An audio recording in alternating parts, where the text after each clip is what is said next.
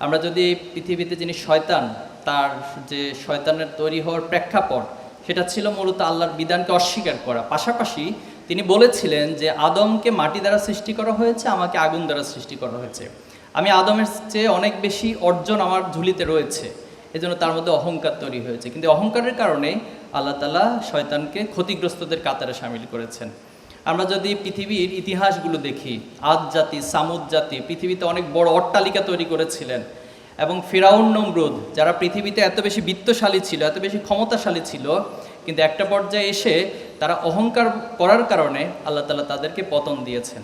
এবং বাংলাদেশের প্রেক্ষাপটে যদি আমরা দেখি, যিনি বাংলাদেশের বিগত সময়ে প্রধানমন্ত্রী ছিলেন খুনি হাসিনা, তিনিও যেভাবে অহংকার করেছেন, এই বাংলাদেশকে তার নিজের একান্ত সম্পত্তিতে মনে করেছিলেন, এবং তিনি মনে করেছিলেন তিনি যা ইচ্ছা সব কিছু করতে পারেন, সে পাওয়ার, সে ক্যাপাসিটি ওনার রয়েছে।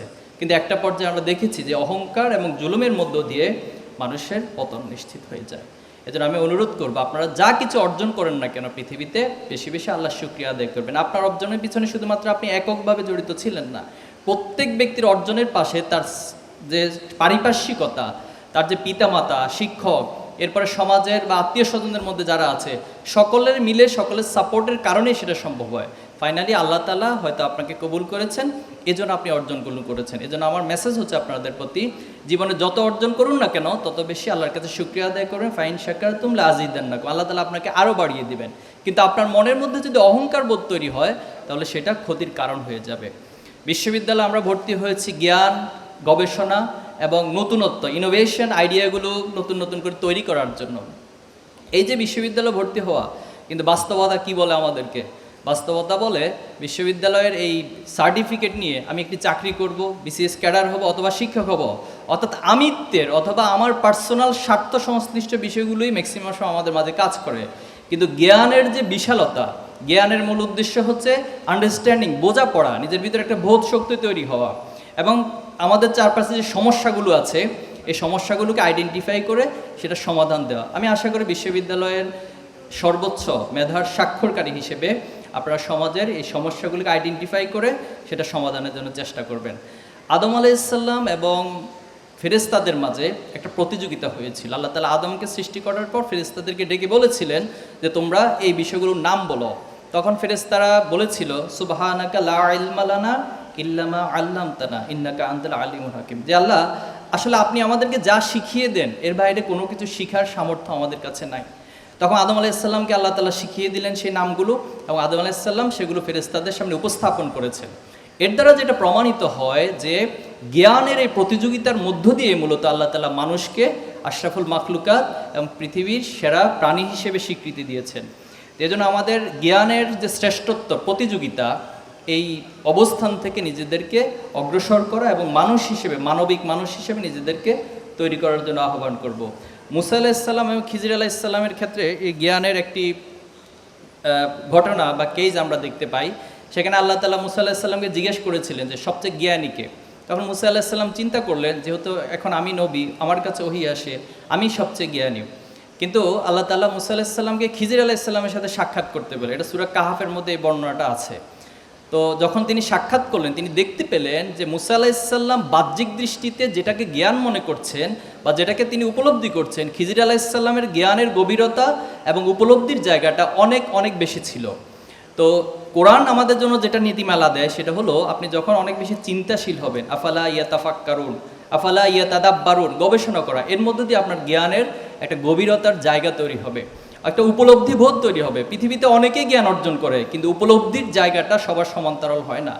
এজন্য আমি অনুরোধ করবো আপনাদেরকে, আপনারা এই জ্ঞানের গভীরতার জায়গাটাকে উপলব্ধি করে এবং চিন্তা গবেষণার মধ্য দিয়ে নিজেদের উপলব্ধিবোধকে অনেক বেশি শানিত করবেন ইনশাআল্লাহ। ইসলাম পড়ার বিষয়ে দেখুন, ওহী নাজিলের প্রথম শব্দটাই ছিল ইকরা, পড়ো, পড়ো তোমার প্রভুর নামে যিনি তোমাকে সৃষ্টি করেছেন। পৃথিবীর সব ধর্মগ্রন্থই পড়ার বিষয়ে উৎসাহিত করেছেন, কিন্তু ইসলাম তার চেয়ে অ্যাডভান্স লেভেলে এসে বলছেন যে তলাবুল ইলমে ফারিদাতুন আলা কুল্লি মুসলিম ওয়াল মুসলিমা, অর্থাৎ মুসলমান নর এবং নারীর উপর জ্ঞান অর্জনকে ইসলাম তার প্রিন্সিপালের জায়গা থেকে ফরজ করে দিয়েছেন, অত্যাবশ্যক করে দিয়েছেন। তো তো এজন্য আমাদেরকে এই জ্ঞানের যে গভীরতা এবং জ্ঞানের আত্মবশ্যকতা এটাকে উপলব্ধি করে সমাজের সমস্যা সমাধানের জন্য আমরা সেটাকে কাজ করব। জ্ঞানকে দুইটা পার্ট হিসেবে এই সমাজ বা পৃথিবীতে আমাদের সামনে উপস্থাপন করা হয়। একটাকে বলা হয় দুনিয়ার জ্ঞান, একটাকে বলা হয় পরকালীন জ্ঞান। আসলে জ্ঞানের এই দুইটা পার্ট না, বরং জ্ঞানের পার্ট হবে এভাবে যে উপকারী জ্ঞান এবং অপকারী জ্ঞান। যেই জ্ঞান অর্জনের মধ্য দিয়ে আমি সমাজ এই পৃথিবীর মানবতার উপকার করতে পারি না, বরং অপকার করি, সেটা সমাজের জন্য ধ্বংসাত্মক জ্ঞান হিসেবে উপস্থাপিত।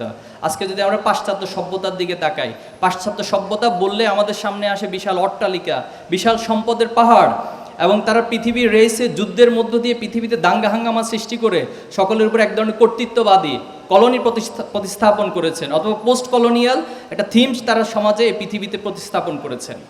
কিন্তু বাস্তবতা হলো তাদের ভিতরে অন্তঃসার শূন্যতা বিরাজ করে, তাদের ভিতরে মনের মধ্যে প্রশান্তি থাকে না। তারা বোগবাদিতার মধ্যে এত বেশি নিমজ্জিত হয়েছে, তাদের ভিতরে স্যাক্রিফাইসের মানসিকতা নাই।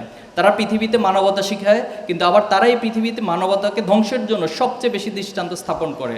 আজকে ফিলিস্তিনের দিকে তাকান, পৃথিবীতে প্রথম বিশ্বযুদ্ধ, দ্বিতীয় বিশ্বযুদ্ধ এটা থার্ড ওয়ার্ল্ড ক্লাসের বা থার্ড ওয়ার্ল্ড কান্ট্রির কোনো দেশ করে নাই, বরং তারাই সে বিশ্বযুদ্ধগুলো বাদিয়েছে এবং পৃথিবীতে গণহারে মানুষকে হত্যা করেছে। হিরোশিমা নাগাসাকিতে কোনো মুসলিম রাষ্ট্র গিয়ে হামলা করে নাই, বরং যারা সভ্যতার কর্তা হিসেবে নিজেদেরকে উপস্থাপন করে, যারা জ্ঞানের ধারবাহক হিসেবে নিজেদেরকে উপস্থাপন করে, তারাই পৃথিবীতে অ্যাটম বোমের মধ্য দিয়ে হিরোশিমা নাগাসাকিতে গণহারে মানুষকে হত্যা করেছে। এজন্য আমি আমার ভাইদের বোনদের প্রতি অনুরোধ করব, আল্লাহ তাআলা আপনাদেরকে যে নেয়ামত দিয়েছেন, সে নেয়ামতকে শুধু নিজের জন্য না, বরং আপনার পরিবারের জন্য, সমাজের জন্য, রাষ্ট্রের জন্য, আলটিমেটলি মানবতার জন্য আপনারা কাজে লাগাবেন, সে প্রত্যাশা ব্যক্ত করে। এবং ছাত্র শিবিরকে আপনাকে করতেই হবে, আমরা এটা কখনো বলবো না, বরং আল্লাহ তাআলা নীতিমালা হচ্ছে তাআউনু আলাল বিররি ওয়াত তাকওয়া ওয়ালা তাআউনু আলাল ইসমি ওয়াল উদওয়ান, যে তুমি সৎ যে কাজগুলো হয়, সমাজে যে ভালো কাজগুলো হয়, সেখানে তুমি সহযোগিতা করো, আর যে অন্যায় কাজগুলো হয় সেখানে তুমি বাধা প্রদান করো। তো ছাত্র শিবির যতক্ষণ মনে হবে ভালো কাজ করছে, আপনাদের প্রতি অনুরোধ থাকবে আপনারা আমাদেরকে সাপোর্ট দিবেন, আমাদের সেই ভালো কাজগুলোকে অ্যাপ্রিসিয়েট করবেন।